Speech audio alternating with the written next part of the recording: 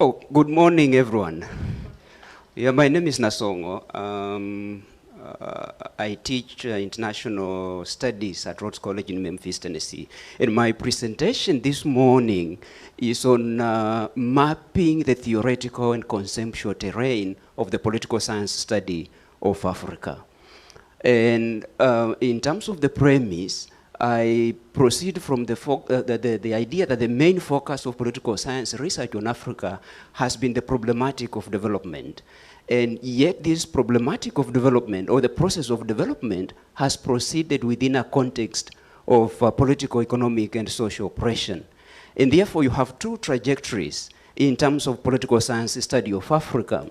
Whereas political science research that focuses on the problematic of development has given epistemological priority to generation of empirical political knowledge, the research emphasis on the problematic of emancipation from oppression and exploitation prioritizes an epistemological conception of knowledge that facilitates radical change because of the kind of questions that this approach raises. Now, in terms of how I proceed, number one, the purpose of my paper is to explore the nexus between the research that focuses on development and the research that focuses on emancipation, and how effective the production of knowledge via these approaches has been. I proceed by dividing the paper into three major sections. And the argument is that the relevance and implications of political science epistemologies generated by normative knowledge tends to be much more profound in terms of its transformational capacity, while the epistemologies generated by research that focuses mainly using empirical and positivist approaches produces knowledge that tends to be pro-status quo. That is the argument that I make in my paper.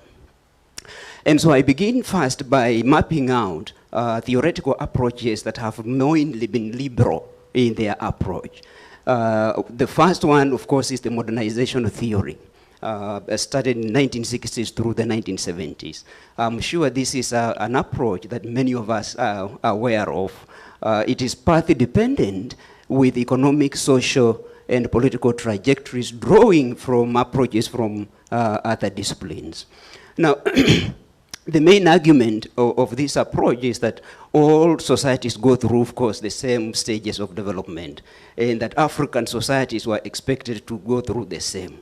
All right? It really justified considerable increase in the allocation of governmental funds to social scientists, especially those working on development issues. And but what I find problematic about it is that it's based on the experience of Western countries, the experiences of Western countries and extrapolation of those experiences to African countries, which may be dismissed as being an anatomistic fallacy. Number two, the second were political order approaches that emerged in the the 1970s through the early 1980s. Now, this resulted from the fact that the expectations of modernization theory did not come to pass. All right, three major developments. Number one was the increase in insurgency movements on the continent. Number two was the level of military coups on the continent. And then number three was an external factor that was US-based in terms of the civil rights movement in the US and the protests against US involvement in Vietnam that led to a shift in focus from modernization on the part of Africa and elsewhere to issues of political order and stability. And so political science studies on the continent also started focusing on issues of political order, arguing that the process of modernization, in fact, does not necessarily lead to democracy, but it may lead to issues of political decay. In fact, 8 major crises were noted as a result of the process of development. 8 major crises, right? The crisis of identity, of legitimacy, of participation, of penetration, distribution, integration, national survival, and the crisis of external control. And so the prescription from the perspective of political order approaches was that you need political institutionalization. The logic was that, in fact, it is not the form of government that matters, but it is the degree of government. Now, the result of this, the knowledge generated from this, had the effect, in fact, of legitimizing authoritarianism in Africa and giving a lot of logic and philosophical support to the establishment of authoritarian regimes. Number three, within the liberal paradigm, were public policy process approaches, late 1970s through the 1980s. Now, this was born out of the critique of the theories that were being used then, that that political scientists were engaging in what was called grand theorizing, that you need to come down to the nitty-gritty of public policy making. And this is what led to the rise of this process that had two trajectories, the political economy approach and the public policy process. One focused on the idea of identifying the right policies for implementation on the part of Africa, the other one focusing on the impact and implications of the policies being adopted on the continent. And this impetus for the shift toward public policy perspectives was in fact an increasing emphasis on the role of the state in Africa, leading especially on the African continent on the rise of a lot of scholarship on what was being called Africa's lost decades.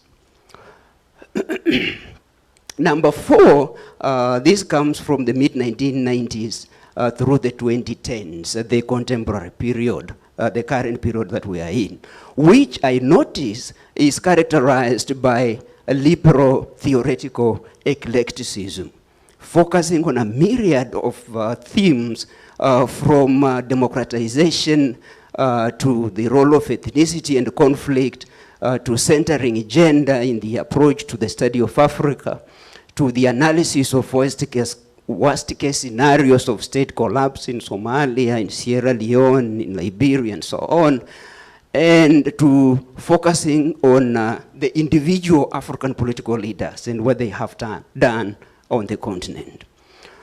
Then number three, or the third, are the critical approaches, all right, which I identify first as the dependency theory, which emerged in the late 1960s through the early 1970s with the writings of the likes of Gunda Frank, Rodney, Cardoso, Samir Amin, also Kamin. And the basic argument here being that the African continent was introduced to the world capitalist system from an unequal footing, and that the relations between the global north and the global south are essentially exploitative, and that they are structured to remain so forevermore until kingdom come. This was the basis of the dependence theory. And that this is as a result of the harmony of interests between what was called the center of the center and the center of the periphery. That the political class in Africa and the political and economic class in the developed world have a harmony of interests. And those interests are not consonant with the interests of the general populations on the African continent. And that this then explains why, in spite of the fact that that partnership is deleterious to the general interest of the majority of the people, it continues because it's a partnership between our political class here and the political elite from elsewhere. Then you have the world systems theory that emerged in the mid-1970s through the 1980s, which introduced a different, it's rooted in the dependence thing, but it introduced a third aspect to it. So the dependence school is dyadic, the division of the world into the center and the periphery. The world systems approach introduced what it called a semi-periphery, which then functions to kind of alleviate the perception of the division, the stark division between the core and the periphery. So you have semi-peripheries which are neither in the periphery nor are they in the core. So So you have regional powers, Nigeria in West Africa, South Africa in the Southern African region, perhaps Kenya, right, in Eastern African region, which are seen to be developing, all right? And so the basic argument of the dependency theory was that you needed polarization of the relations between the periphery and the center. But the existence of the semi-periphery then blunts that kind of polarization, and therefore change will never come to pass. Then you had neo-Marxism as well.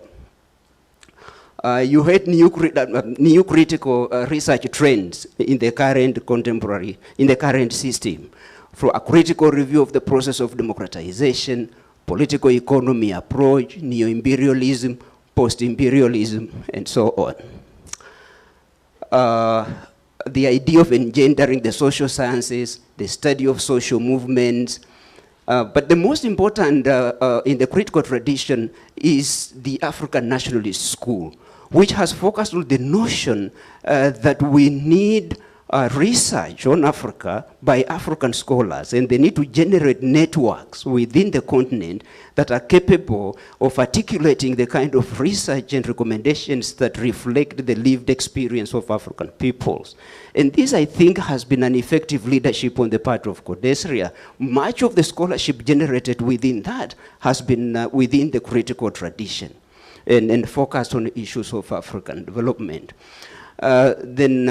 Finally, I have to have a say about the dialectic approach, which I find only one scholar has engaged in the use of the dialectics in this political study of Africa. And this is Professor Ali Mazrui. Very effective in analyzing issues from a dialectical perspective. Now, there are three laws of the dialectics. The law of the unity and the conflict of opposites, the law of the passage of quantitative change into qualitative change, and the law of the negation of the negation. Of these three laws, Mazrui has tended to apply the first one, the law of the unity and the conflict of opposites, in his analysis of the African social political situation. For example, back in 1966, he wrote a paper on Nkrumah as the Leninist Tsar, arguing that Nkrumah strove to be Africa's Lenin, a revolutionary theorist, while at the same time he sought to be Ghana's Tsar, an imperial ruler. A very effective way of analyzing things. That his strategy was, Nkrumah's tragedy was a tragedy of excess rather than of contradiction, that he tried to be too much of a revolutionary monarch. Here is another one. He argues that Africa is an Eden of lost innocence, while America is the Eden of current power and future fulfillment. Here he was focusing on the issue of how important a role Africa has played in the development of the US. And yet the US has more or less neglected Africa, and that both are actually Edens. The Eden of lost innocence, the Eden of fulfillment. Look, with regard to Nigeria and South Africa, he applies the same dialectical approach, arguing that Nigeria is the Africa of human resources, South Africa of mineral resources. Nigeria, repellent to European settlement, South Africa, a magnet of the same. Nigeria, monoracial society, South Africa, multiracial one. Nigeria, grappling with the politics of religion, South Africa, preoccupied with the politics of secularism. Nigeria, the largest exporter of oil, South Africa, the continent's largest consumer of oil, and on and on. Look, the idea that pan movements are born out of dream and nightmare, out of anguish and vision. This dialectical thing, the unity of opposites. And actually it's reflected in the natural phenomena. All natural things are said to be composed of a unity of opposites. If you look at physics, electricity, you have negative and positive electricity. You boil water, you freeze. In mechanics, you have the law of what? Action and reaction. In mathematics, you have the integral and you have the... I'm told my time is out. So let me conclude by again also pointing out that within the discipline of political science, it has been also at some times a discipline at war with each other. there is contestation between which methodologies are better, which ones are worse. So you have the one that focuses on empiricism, positivist orientation, arguing that we should, as political scientists, only focus on things that we can measure, things that we can see, things that are tangible. While others argue that we need to also focus on things that we feel. And in fact, that there is no objective reality out there. Everything is interpretation, the notion of narrativizing reality. And so these ones argues these ones that if you cannot measure it, your knowledge is meager and unsatisfactory. These ones accuse these ones of being too conservative and invested in the status quo. And that the thing is not just to study reality and explain it, but it is much more important to change it. Let me finish by making one statement, that again also political science has been a victim of oppression and dismissal by the powers that be. For a long time, political scientists have been tormented. They have been chased around. They have ended up in exile. In Kenya, where I come from, the political science department had to change name in order to survive. So political scientists have suffered. And that is why perhaps we have the crisis that we are talking about. Thank you for listening to me.